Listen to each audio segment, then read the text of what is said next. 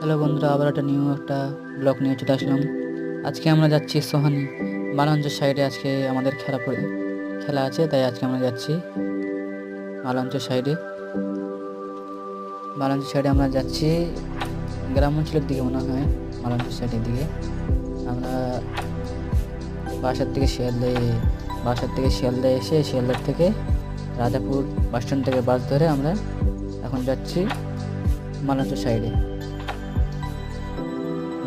হচ্ছে আমাদের খেলা। আর এই খেলায় আমরা আজ 9 সাইডের খেলা আছে আজকে আমাদের। আমরা যাচ্ছি 4-5 জন মতন যাচ্ছি।